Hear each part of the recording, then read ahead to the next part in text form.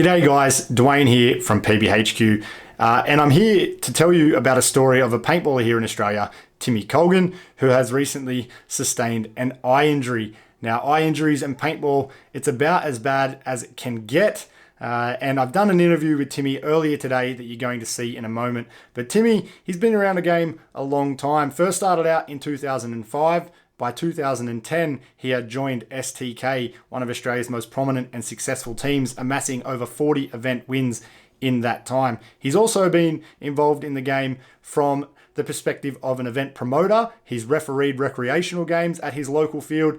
He's played here in Australia, throughout Asia, throughout Europe as well, really traveling the world with the game. So he knows the game back to front and has been involved in every aspect of the game. But just one moment where a lapse of concentration has cost him the vision in his eye temporarily, and the outcome for what that recovery might be is still uncertain at this stage. But sit through, check out this interview that I had with Timmy, and make sure that you please take your safety seriously when it comes to paintball. All right, guys, check it out.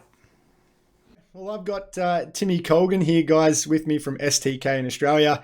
As you're probably aware by the title of this video and by having a little bit of a look there, Timmy's right eye, he's the recipient of a paintball injury to the eye, and to his credit, wanted to come on here, have a chat with me, and get the word out about how one moment, I suppose, of complacency can end up in you could be in Timmy's situation. But for now, how you doing, Timmy?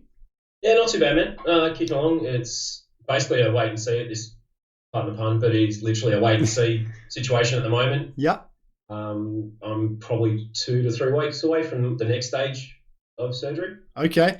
But I want to sort of give a timeline for everybody watching. So if we go back, it was a month or so ago, you guys were preparing for an event, training the week before the event.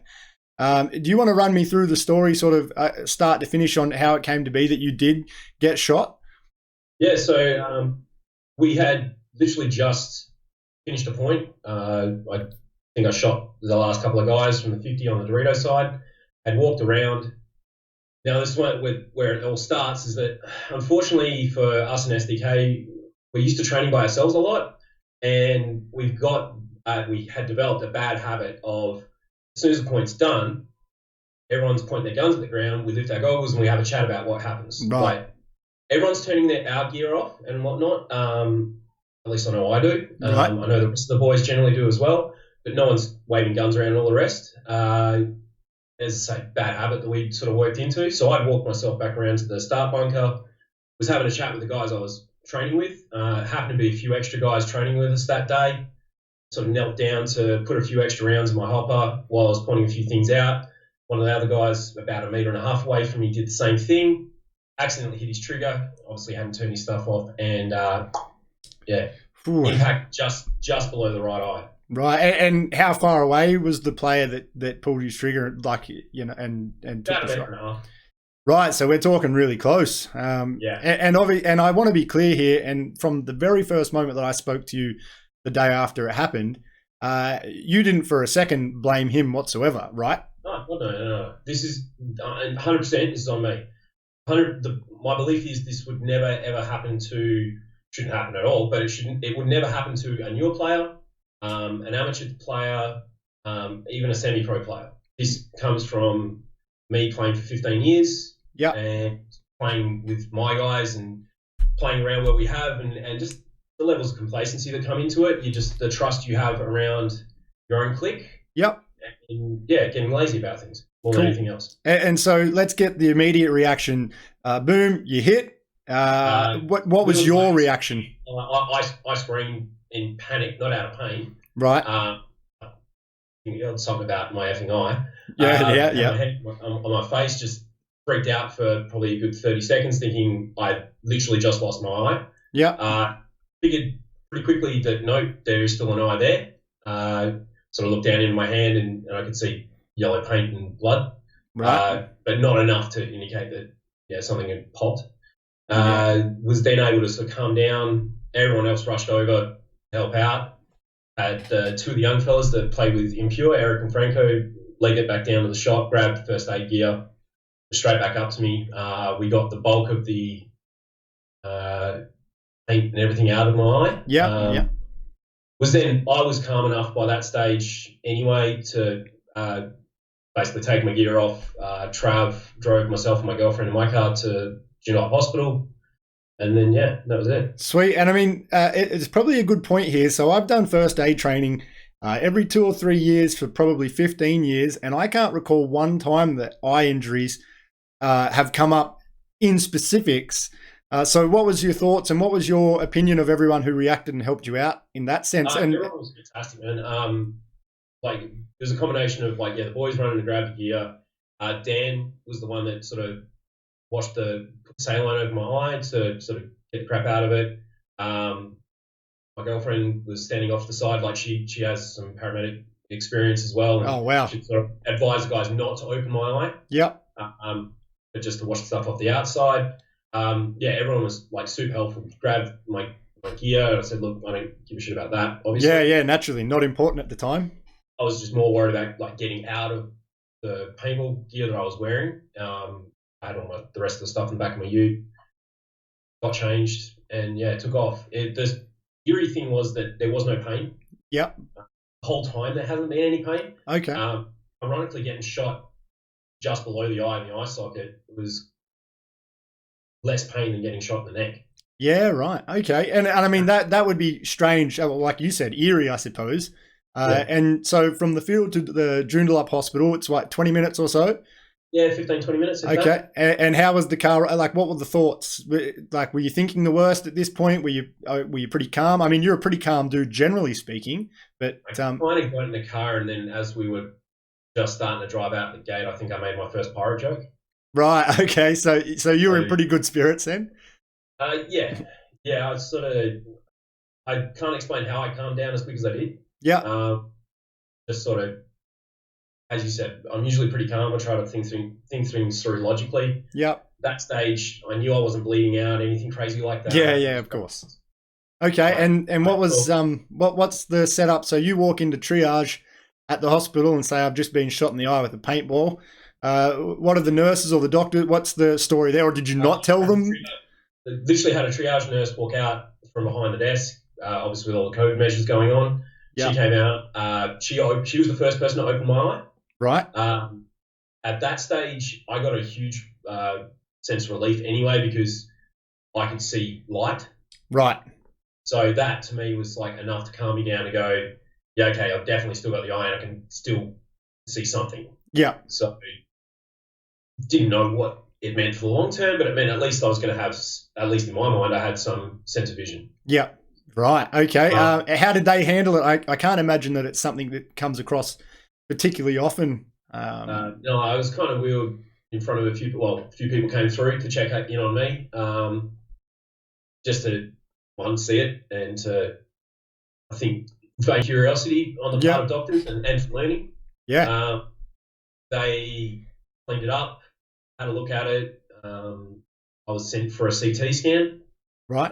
Basically, they were concerned that the eyeball had ruptured, or the globe had ruptured, as they called it. Yep. So I went in for a CT scan, had that done, came back to the emergency room where I was sitting. They got onto the Charlie Gardner Hospital in Perth, so that's where all our eye specialists are. Right. The Lions Eye Institute's right next door, so that's where all the eye specialists are. They basically advised that, put an eye shield over it, and I was to be transferred straight to Charlie's as quick as possible. Right. Okay. Which, I mean, it's really incredible. You're quite lucky in the sense that being in Perth and just Australia generally, the medical care that we've got available to us here, and within a couple of hours, you're in the right place where you need to be, getting the right treatment. We're really lucky in that regard. So within the first 24 hours, you're in for a quick surgery that's pretty much just a cleanup and a bit of a look-see, right? Like an investigation, I suppose, to see what's really going on. It was described as a sneaking peek. Yeah. So the first surgery on the Sunday night itself was literally just to see if the globe had ruptured. Okay. So when I got to Charlie's, they did ultrasound. Right. On the eye itself, was taken through to the eye clinic. I was the only one in there. They basically just did an ultrasound of my eye. The specialist on the night wasn't convinced that it had ruptured. They were concerned at Joondalup it had. So yeah, I was taken through for a surgery, so I was knocked out. Uh, And I they should basically, just quickly, I'll just jump in. I should quickly point out during this, I'll be overlaying some photos that Timmy sent me throughout from literally an hour after it happened throughout his recovery up until today, more than a month later. So hopefully, if you're not too squeamish, not that they're particularly sort of gruesome or anything like that, but the photos will be coming up so that you'll be able to see them. And yeah, so they go in, they check it out, they find that the globe hadn't ruptured, which is obviously a massive relief for you, I'm imagining, when you come out yeah, of for surgery. sure. Yeah. That was the big thing, because if that had ruptured, then I'd be playing marbles right now, I suppose. Right. Yeah. Okay. And that's so. I did some research early today, knowing that we were going to chat. Looked up a couple of things on various websites about paintball eye injuries, and I only found one case where someone's globe had ruptured, and that person lost entire vision in that eye, Yeah. naturally. But most people gain quite a bit of their vision, if not full recovery back. Where are you at the moment, or where were you? Let's jump to 24 hours after the fact. What was the doctor saying to you at the time? So at that stage, I was already aware of what damage had been done to the front of the eye. So the impact itself had torn my iris, so the color part of the eye had pushed Yep. that to the back of my eye, and the lens that usually sits behind your pupil had been pushed to the front of the cornea, so right to the front of the eye. And basically, it said to me that I needed a couple of days just to let everything sort of settle, Right. and that lens had to come out, because your lens is one of those funny things your body doesn't realize it's got. So if they don't get Okay. that out fast enough, your body starts attacking it. But Right. then because it's got one out in the other eye, it can start attacking that as well. Yeah. Right. And when so I know, and everybody will obviously find out here. There's such a thing called an artificial lens. When did you find out that that was something that would be an option for you? And do you want to point out just how recently artificial lenses became a thing that is an option? To be honest, I'm actually not sure. Well, I didn't actually go that far into looking into it, because I know preceding artificial lenses, there was donor lenses, right. so cadavers. So Yeah. Okay. someone passed Well, away. right. You, The only reason I know is that Nick Wells, another paintballer from here in Australia, who has an eye injury from like primary school, I believe. When he had his injury, 20 years ago, there was no option for an artificial lens. He said it's something in the sort of last 5 or 6 years that you're able to get that. If this had have happened to you early days in your paintball career, there might not have been such or like a great outcome in yeah, that sense. yeah. Well, there you Yeah, go. pretty interesting. Hey, One of the things one of the specialists did tell me is that they do think they're only 4 years away from the first commercially available bionic eye. wow. So if I had lost it, then it wasn't necessarily the end of things. He did say I'd probably have to take out multiple mortgages to Yeah, replace yeah, I could only the eye, imagine. but the technology behind what they can do and just their own skills is ridiculous. Yeah, it really is incredible. So yeah, you've had your first surgery. A few days later, you're in for the second one to get rid of what's in there at the time, getting rid of that lens that's broken. Yeah. How was your recovery at this point? You've had a few days to think about it. You've spoke to probably countless doctors and specialists. Where are you at headspace wise? Headspace wise, I was all right. Knowing the globe hadn't ruptured was, like, as you pointed out, was huge relief. At that stage, it was pretty much I was taking things as they happened. Yep. I couldn't do anything myself other than sit there, flick around on my phone, not much else. So I didn't see really any point in panicking or worrying about what vision I wasn't going to have or anything Yep. like that. Yep. Great outlook. They did say to me that with eyes, they try to do as little as possible each time. So the surgery I had on the Wednesday evening was literally just to take the lens out. Okay. There was quite a lot of, and is quite a lot of blood still kicking around inside the eyeball itself. So that'll actually be my next surgery, is to have that blood removed. Right. And then they'll be able to finally see the back of my eye and sort of assess then what damage has been done to the optic nerve, and more so to the retina as well, to then assess like how much vision might I get back. Yeah, okay. And I don't know if they put a number on these things. Have they given you any indication, 80, 90, 100%?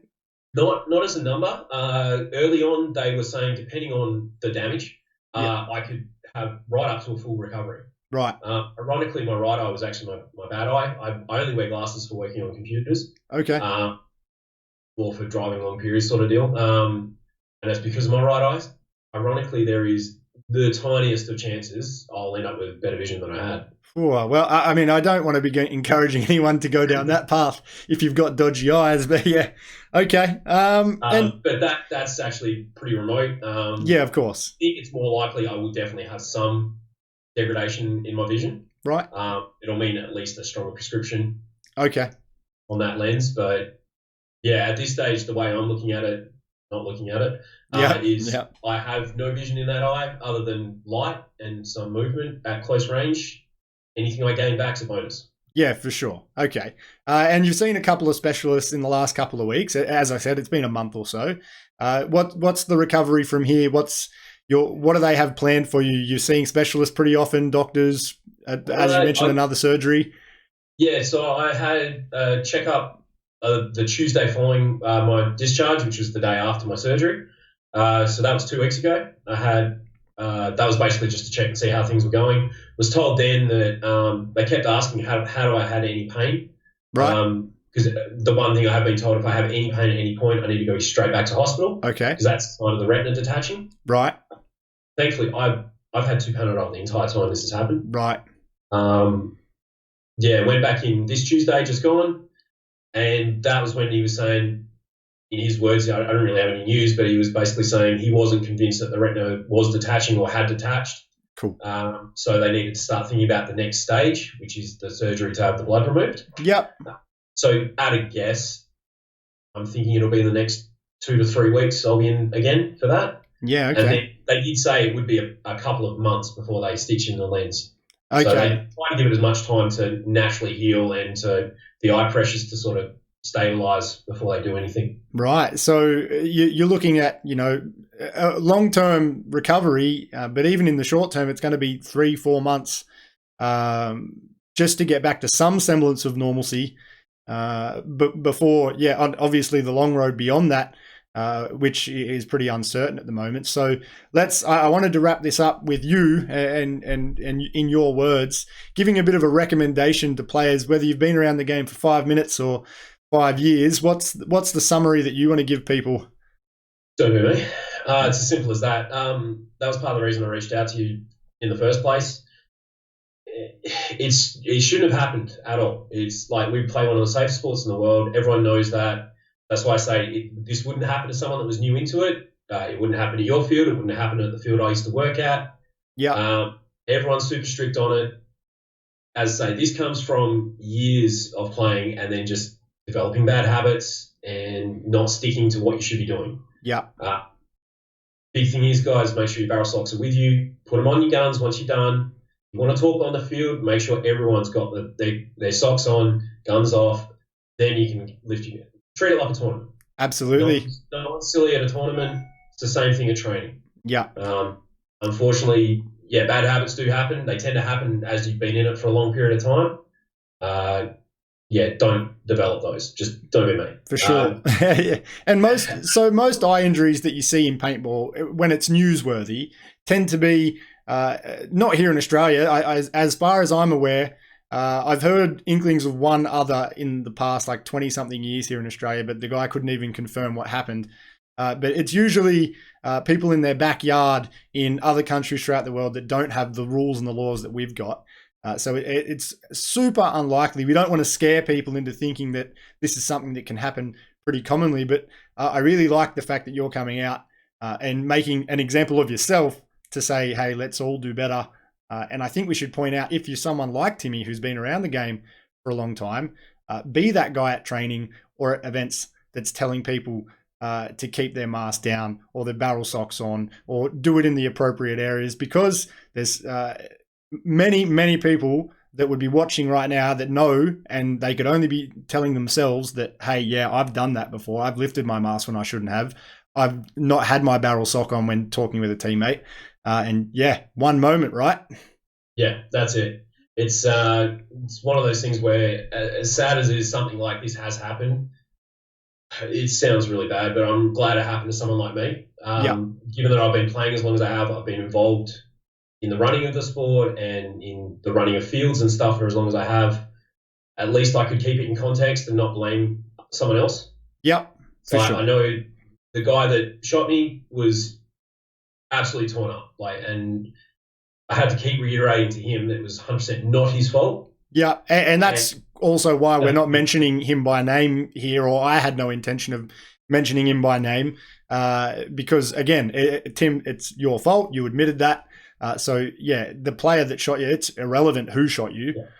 That's beside the point. He did nothing wrong. Again, it was lifting of the mask when you shouldn't have. So I'm sure that that's clear by now. But if it wasn't, it should be. Yeah. All Yeah, right. that's the biggest thing, guys. This one's 100% on me.